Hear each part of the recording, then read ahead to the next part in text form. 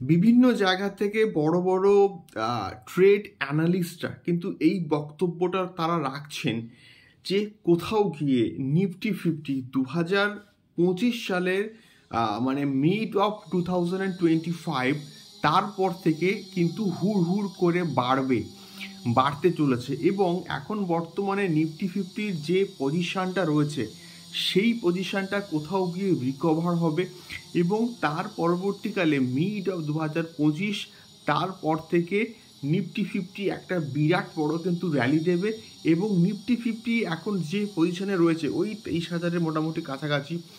তো সেইটা কোথাও গিয়ে 25 থেকে 26,000 অবধি নাকি র্যালি দিতে পারে, এটা প্রচুর ট্রেড অ্যানালিস্টদের কিন্তু বক্তব্য। সো হ্যালো গাইস, আমি Dipen, welcome back to my channel. So এখন আমি এই ভিডিওর মধ্যে প্রচণ্ড ইম্পর্টেন্ট একটা বিষয়কে নিয়ে কিন্তু কথা বলবো, যে বিষয়টা এই মুহূর্তে মনে হচ্ছে আলোচনা করাটা কিন্তু খুবই দরকার। এবং নিফটি ফিফটি এখন যে পজিশনে সাস্টেন করছে একটা স্টেবল একটা পজিশন, এবং এই পজিশন থেকে যে আর নিচে পড়বে না তার কিন্তু বস কোনো রকম গ্যারান্টি নেই।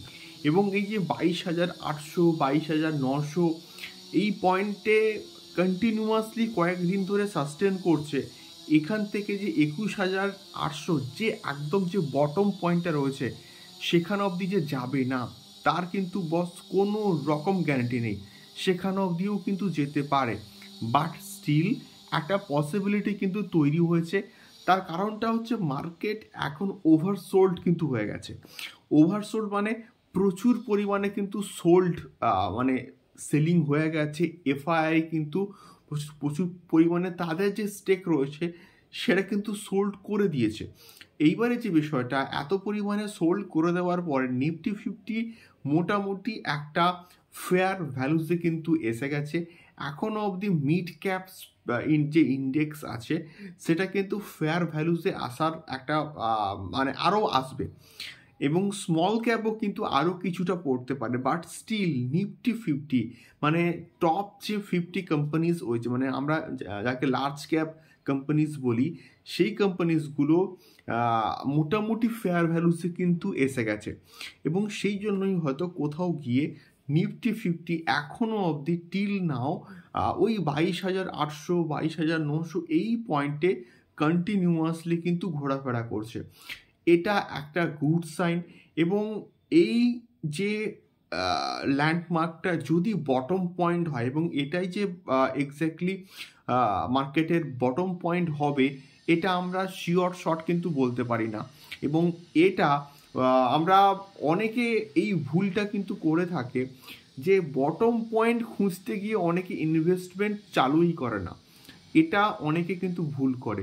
এই ভুলটা না করাটাই ভালো। এবং এই মুহূর্তে আমার মনে হয় যে লার্জ ক্যাপ ইন্ডেক্সে অর্থাৎ নিফটি ফিফটিতে কিন্তু সেটা মিউচুয়াল ফান্ডস হোক বা সেটা কোথাও গিয়ে শেয়ার মার্কেটে বিভিন্ন লার্জ ক্যাপ স্টকস হোক, একটু একটু করে কিন্তু ইনভেস্টমেন্ট করা উচিত।